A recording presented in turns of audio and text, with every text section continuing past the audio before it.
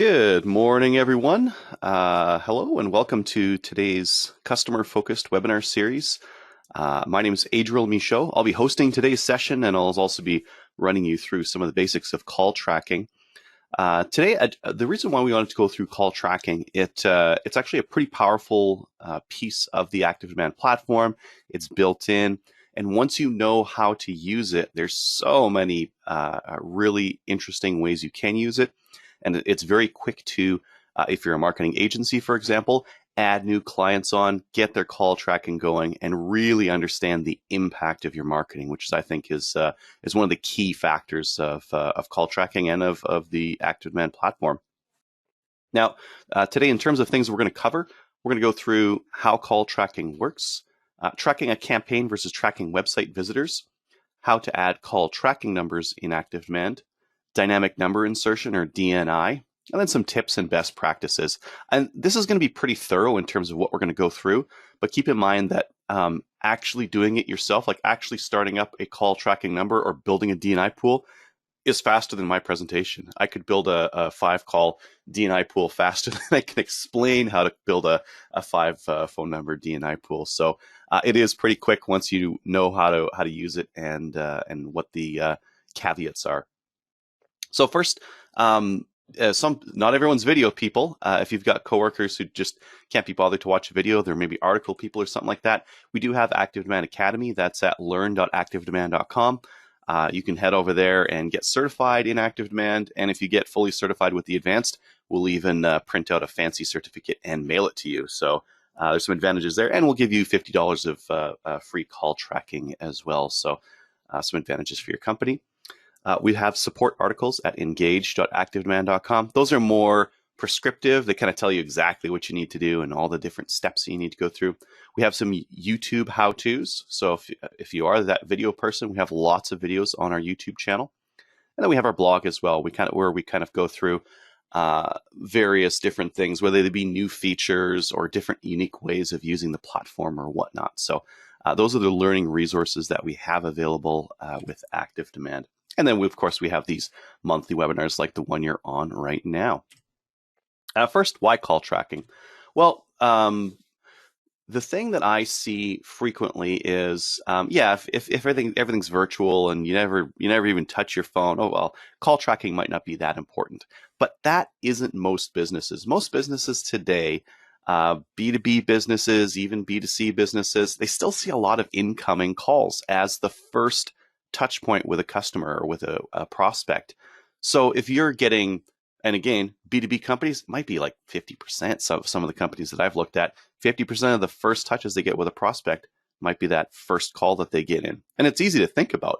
They're on the website, they're browsing. Oh yeah, that sounds good. Yep. I have one question though. I wonder if it does this. And live chat has been picking up on that, but there's still a lot of customers out there who will just call, hey, I'm on your website. I had a question about this. Now, the problem with that little story is that you don't know how they got to the website. You don't know what drove them there. You could ask sales to ask them over the phone. Maybe they'll remember.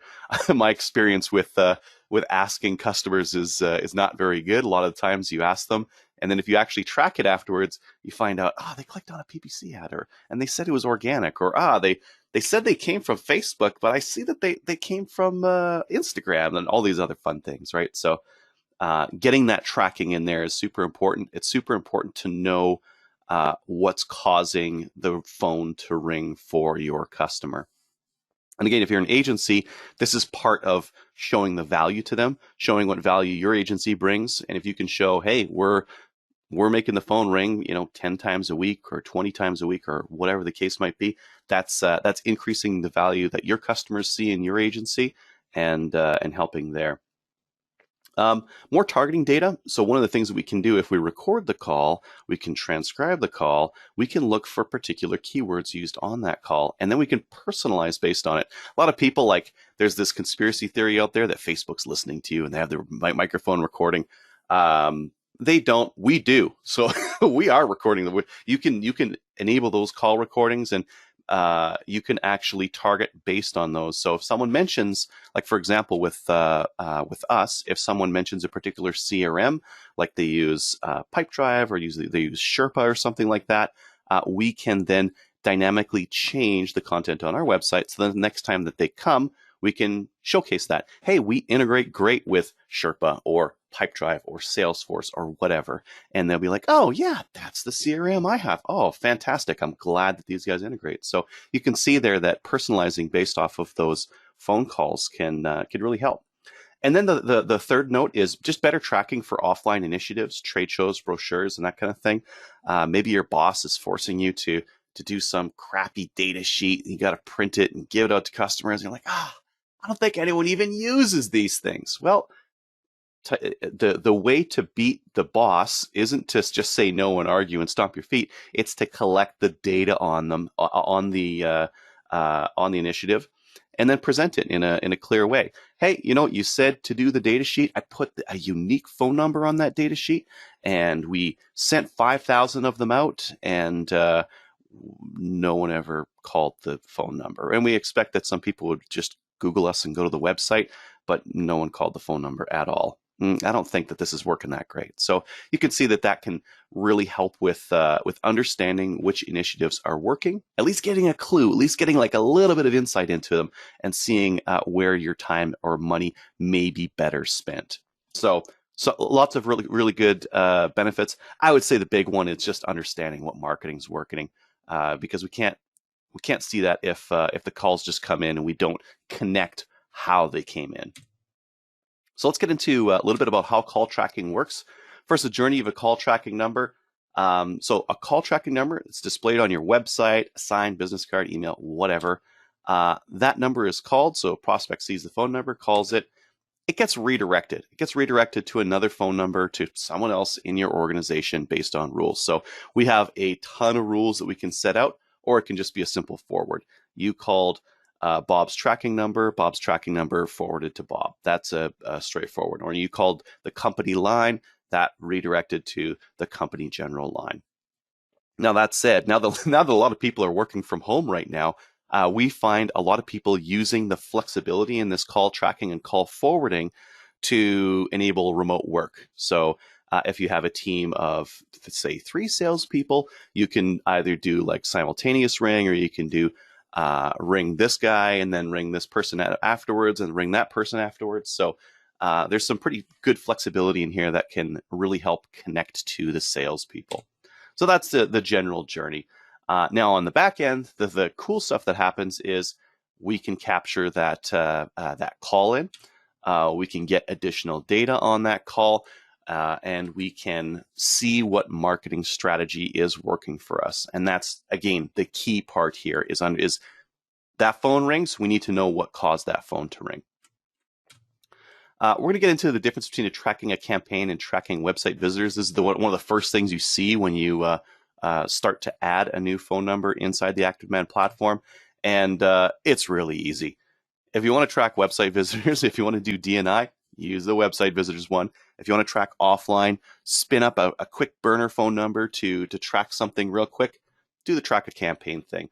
Those will attach it to a campaign, and you can track those really well. By the way, the great thing about this as well, if you want to do like an omni-channel campaign, if you want to do a campaign where there's like social and an email and advertising and call tracking and some offline stuff, and you want to track it all to one campaign, it's very doable inside ActiveDemand, and it will give you really good tracking for that particular campaign. So if you're doing omni-channel or multi-channel campaigns for your clients, just take that into consideration, that you can do all that tracking and track it all in one place. So you don't have to like log into a million different platforms just to get reporting for some big omni-channel campaign. So that part's easy, right? The next thing that we need to do is click through a couple of those, is how to add call tracking numbers inside ActiveDemand. There's a couple different ways of doing it. There's the little like clicker thing at the top, and then there's also these thing on the side. So the side guy there is the call tracking numbers, and at the top there we have that call tracking number on there. So I thought I would just do this live because it is very easy to do, and it's very quick to do as well. So here I am in a test account here. I'm going to go ahead and hit add track number. I'm going to track a campaign. I'm going to pretend I'm doing that datasheet thing. And I can choose between toll-free, local, or mobile phone numbers. I'm going to go local on this one. And I'm going to look for phone numbers inside Phoenix, Arizona, inside the US. Let's search for some of those. And really what I'm looking for here is like, I don't want to pick like a super weird phone number. I don't want to pick one that's hard to remember. Some of the like area codes, if the area codes are really old, they're probably oversold, and there's probably not that many of them left. That's why they usually spin up a lot of these new area codes here. So I'd look through and say like, oh yeah, that one's speaking to me. I really like that one. I'm gonna pick that one, and I'm gonna move on. And I can pick multiples here if I need to. The next thing I would do is kind of configure that phone number. So I would set up a default forward number. So where do I want those calls forwarded? I could set up a text forward number. So if I get a text in on that tracked phone number, where do I want that going? That can be handy if you're doing appointment reminders. So if you're using our appointment scheduler and you're texting people to remind them that a meeting's coming up, it can be handy to text from that tracked phone number. So when they text back in, it all gets logged to the contact. So and then forwarded text message, I can customize this message so that it's got a little bit more information for the salesperson. A couple of other things on here. I've got a name here, so I can give it a name. I can give it a description. I can give it a whisper message. So the whisper message is this little like bit that it's going to say on the phone using a robo voice just before the salesperson picks up. So here's the use case. Salesperson picks up the phone, and then just before they talk to the customer, the whisper message says something. Call from datasheet. So that could be the what the salesperson hears. They'll hear call from datasheet. Oh, okay, neat. I'm getting a call from that datasheet that marketing did. Okay, perfect. I can choose to do a preamble. Preamble is what the customer would hear. So they dial in, they hear a message or a recording. The message is like a text message that's robo-read. A recording could be like, this call may be monitored or may be recorded for quality assurance purposes. So I can do a really nice recording in here. And then, that might help in some states where you need both parties to be aware that a call is being recorded. And then if I need to override the source medium or campaign, I can do so here. Now in DNI, I don't want to do that because DNI is going to figure it out automatically. But here, this is a data sheet. I need to override my UTM source medium and campaign on this thing. My campaign might be like spring data sheet, and my medium is print, and my source is, I don't know, spring trade show or whatever. If you're going to track a whole bunch of offline campaigns, I would definitely recommend you square this away first so you don't have like a million different ways of describing the same thing. You wouldn't want to have like print and then data sheet and then a whole bunch of other things that are all doing the same thing as mediums. I can choose to enable recording here. Call forensics is that transcription and tracking based on keyword thing, so I can enable it there. Those are both options I have here. And then I can choose a call forwarding rule if I'm using rules. So I'll show you some rules in just a minute.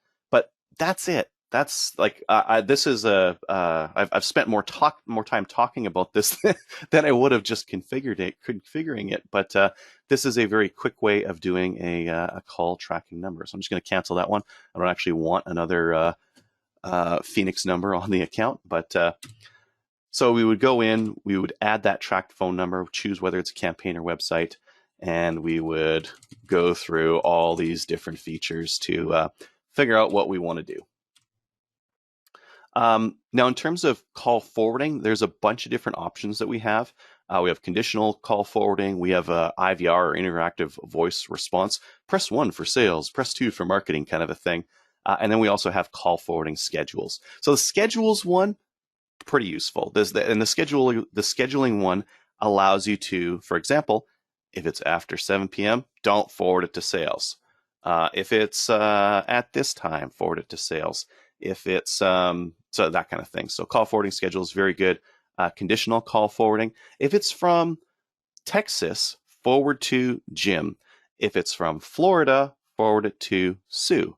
So you can do territorial-based forwarding with just one set of numbers or one set of DNI pool. You can forward it to many different people at the other end. So there's some interesting things there. And then the IVR, especially today when many people are still working virtual from the COVID years, doing the IVR thing is handy because it allows you to not have receptionist. You can just use the IVR to forward the call to the right person. So it is handy for that kind of a stuff. So there are some rules. There's some rule examples there. You can see there if a call's not answered within X number of seconds, go to the next scenario. So that's where you can do a daisy chain of try this person, then try this person, then try that person. But this is pretty advanced stuff. Most people don't start with this. This is something that they would add on afterwards. There's the IVR. You can see all the different menu selections that you would have in there. Then you can choose to use a robo text caller prompt or a recording. And then there's some call forwarding schedule options as well, where we can forward it based on the time of day. So some pretty advanced stuff. ActiveDemand has some, again, pretty advanced built-in call tracking options that are pretty handy. Most companies out there aren't going to use a lot of those. They're just going to use the call tracking, recording, and DNI, and I'll get to that in a minute. Call recording. This allows you to record calls and track what sales is doing, monitor the conversation. There's a couple of really decent benefits, and one of the interesting things that happened in my marketing career was going on to a company, like onboarding a new client, and they had recordings of brand new prospects calling in. Oh, so good. I could listen to these calls and find out, because like sales would tell me something. Oh, all the customers want the platinum package. I would listen to the calls and confirm, are they really asking for that?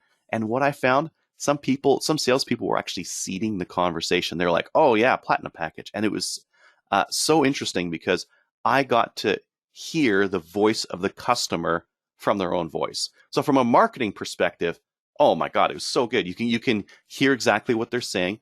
And if you're responsible for website content, you can fix some of the early obstacles to the sale inside the website. So if the customers are concerned about the price, all they talk about is the price and they're concerned. And some of them said they didn't even want to call in. They just wanted the price. Maybe we need to put the price on the website.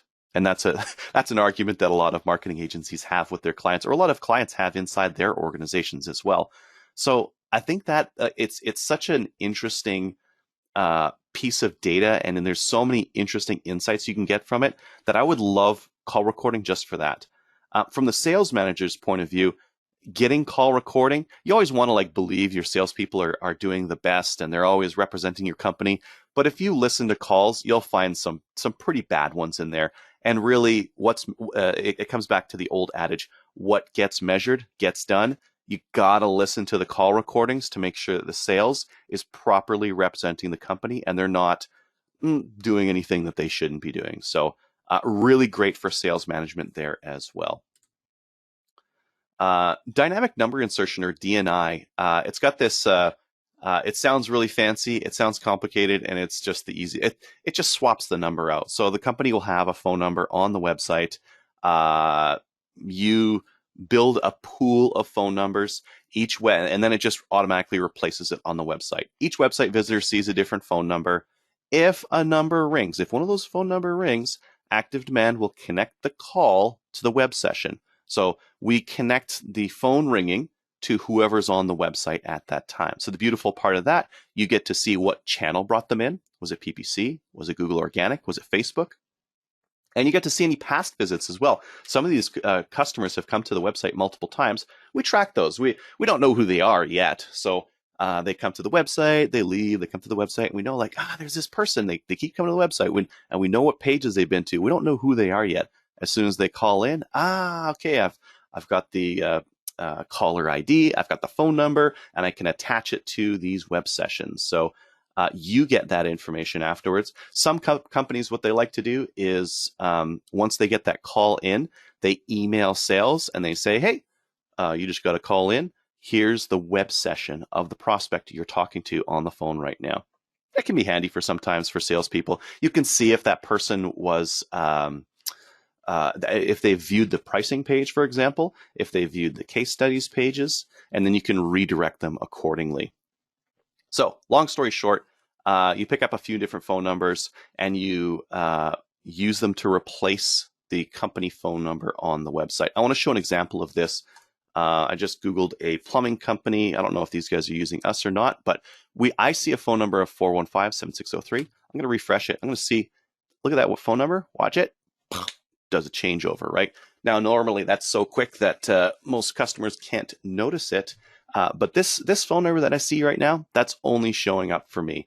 So if I were to call that phone number, they would be able to attach my session, how I got to the website, which pages I've been on, how long I've been on them. They would be able to attach that to the phone call, which is very valuable. So that's it in a nutshell. Lots of companies are doing this right now. So some customers will have a little bit of resistance to this. They'll be, no, we've had the phone number for 15 years and we love our phone number. And sure, but most new customers, they just Google the website. They Google the company and they call the number that's on the website, right? So you can still allow them to have that phone number. You can choose who sees a DNI phone number and who doesn't. So if you don't want established customers, for example, seeing DNI phone numbers, you can set that up. If you don't want customers in certain regions of the world seeing a DNI phone number, you can do that too. So there's lots of different options around it. But long story short, high performance companies who need the phone to ring, they track what makes the phone ring because they have to use that to tune their marketing. Some of the information you can get from using DNI, how that person got to your page, like through a search, the channel that they came in, the length of the call, all that kind of stuff kind of gets attached to it. So it's great for marketing because you're able to see what's working and how it's coming in. In terms of building them, so first things first, you can either find a bunch of tracked phone numbers and then build your pool, or you can just build it right inside the dynamic number insertion. And when I say pool, I mean like you're going to buy 3 or 5 phone numbers that are going to be swapped in and out depending on how many people are on the website. So if you have a high traffic website, you'll need more phone numbers. If you have a low traffic website, you'll need fewer phone numbers to be able to do this. And we build a pool to replace a phone number on the website. So it's typically like the 1-800 number at the top or the local number at the top that the customer is using, and we replace that dynamically. And the active demand script does that for us. So all we need to do is add a DNI pool. We figure out which phone numbers we're going to be replacing. So that's in the middle there. We can there's all sorts of restrictions and options that we can apply on here. I'm just going to kind of skip through a lot of those because most people will just want to do all the time, just replace one phone number. And then you add some tracked phone numbers. So same thing we saw before. You add a few phone numbers to it so that you've got that pool going. Now, if you don't have enough phone numbers on here, let's say we have 3 phone numbers and we have 5 people on the website all at once, we're going to run into a collision. Right now, you can see web collisions in the past week at the top there in terms of a stat, and it'll tell us if it's doing that. And what happens when there's a web collision is that we can't track it. We don't know. We had to show 2 people the phone, this specific phone number because we didn't have enough of them at this time, and therefore we're not sure who called in. So if you start seeing that ramping up, it'll basically tell you need to add some more phone numbers to it. Some tips and best practices with call tracking.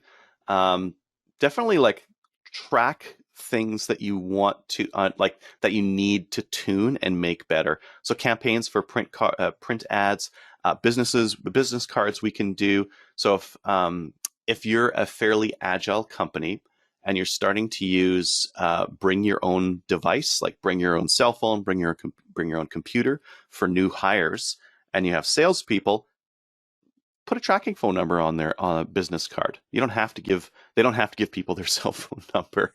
We can just give them the tracked phone number. And the advantage there again, after hours, we don't necessarily have to forward those through, right? And then tracking website visitors is probably the most important thing. for in-house marketing teams and agencies, being able to track what's making the phone ring is super duper important, and it's something that most high performance companies are already doing. Check how you've set your routing rules. So if you have some complicated routing rules, just check those out and test them, because maybe you didn't set it up quite right, or maybe it's got like a weird thing that you've configured. So just check them out, try it out, and think about who you need to route those calls to. And then set up those DNI pools, because DNI is one of the more powerful things you can do. It's fantastic to set up on a website, and it will tell you how which marketing is working. Which again, I think I've talked a fair bit about here. So